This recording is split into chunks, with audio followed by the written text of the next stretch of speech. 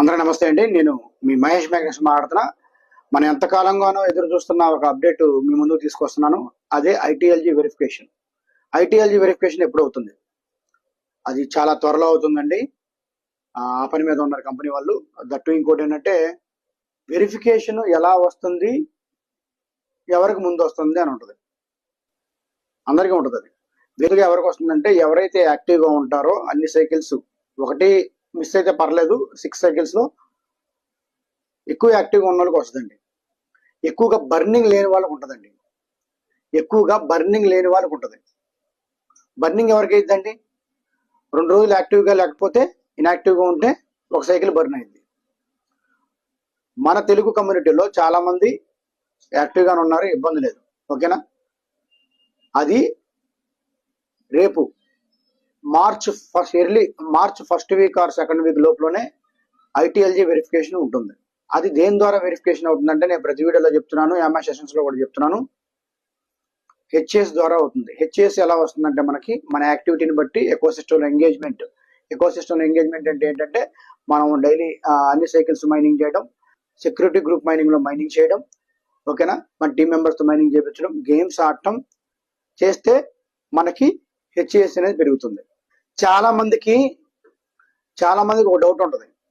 Human credit score HAS ఏదైతే ఉందో దాన్ని ఎలా లెక్కిస్తారని చెప్పేసి, ఎలా లెక్క పెడతారు, ఎంత హెచ్ఏఎస్ ఉంటే ఎన్ని టోకెన్స్ మనకి వెరిఫికేషన్ అవుతాయి అని చెప్పేసి చాలా మందికి డౌట్ ఉంది.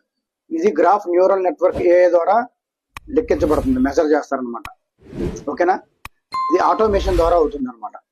దీనికి సంబంధించిన డీటెయిల్స్, ఎన్ని టోకెన్స్ కి, ఎంత క్వాంటిటీ టోకెన్స్ కి ఎన్ని టోకెన్లు వస్తాయి, ఎగ్జాంపుల్ గా నెక్స్ట్ వీడియోలో చెప్తాను. ఓకేనా? ప్రస్తుతానికి ఈ సబ్జెక్టు మనం మైండ్కి ఎక్కించుకోవాలి. ప్రజెంట్ ఏం జరుగుతుంది ఇప్పుడు? ఓకేనా? సన్నాహాలు చేస్తున్నారు ఐటీఎల్జీ వెరిఫికేషన్ చేసుకోవడానికి. అందరూ హెచ్ఏఎస్ పెంచుకోవాలంటే మీరు యాక్టివ్గా ఉండండి, సైకిల్స్ అన్ని చేయండి, సెక్యూరిటీ గ్రూప్ మైనింగ్ చేయండి. అదే March first week or second week లో వెరిఫికేషన్లు అయిపోతాయి, స్టార్ట్ అయిపోద్ది. ఇంకా చాలా మంచి పాయింట్లు ఉన్నాయి, నెక్స్ట్ వీడియోలో చెప్తాను. అంటే ఇక్కడ ఏంటంటే నువ్వు యాక్టివ్గా ఉన్నావు అనుకో, నువ్వు యాక్టివ్గా ఉన్న విషయం AI, artificial intelligence neural network ఏదైతే ఉందో అది సంకేతం పంపించింది హెచ్ఏఎస్ కి. ఆ హెచ్ఏఎస్ అప్పుడు స్కోర్ ఇచ్చింది అనమాట నీకు. అలా వెరిఫికేషన్ అయింది. ఆ రేషియో ఎంత ఉంటుందో ఎవరికి తెలియదు, అది ఆల్రెడీ సెట్ చేసి పెట్టారనమాట. అది ఏఐ చూసుకుంటుంది. దీని మీద అందరూ క్లారిటీ వచ్చింది అనుకుంటున్నా. ఇంకోటి, వెరిఫికేషన్ ఎక్కువ టోకెన్లు అవ్వాలంటే బర్న్ హిస్టరీ తక్కువ ఉండాలి. అంటే ఎక్కువ టోకెన్లు ఎక్కువ సైకిల్స్ బర్న్ అవ్వకూడదు. ఆల్రెడీ చాలా మంది ఇనాక్టివ్ అయిపోయారు. ఇనాక్టివ్ అయిన వాళ్ళకి ఏం చేశారు, 14 days తర్వాత కాయిన్స్ టోకెన్స్ 0 అయిపోయింది. ఇప్పుడు మళ్ళీ కంపెనీ అవకాశం ఇచ్చింది వాళ్ళకి. చూడండి అంత ట్రాన్స్పరెన్సీగా ఉన్నారు. మళ్ళీ అవకాశం ఇచ్చింది, వాళ్ళు మళ్ళీ స్టార్ట్ చేస్తే మైనింగ్ ఒక 28 days పర్టికులర్ గా స్టార్ట్ చేస్తే అన్ని టోకెన్స్ వస్తాయి అన్నమాట.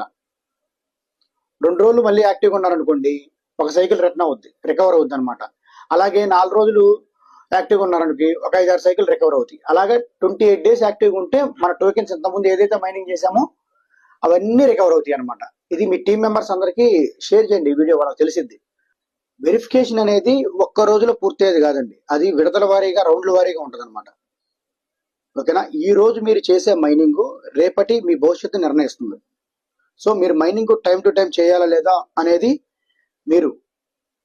మీరే నిర్ణయించుకోండి. Thank you very much friends. ఈ వీడియో ఇంతే. ఈ విషయాన్ని చెప్పడానికి ఈ వీడియో చేయడం జరిగింది. మరిన్ని వీడియోలతో మళ్ళీ కలుద్దాం. Until then stay tuned for more updates from me. Thank you very much. Thanks to all. మీ మహేష్ మ్యాగ్నస్. బాయ్. జై హింద్.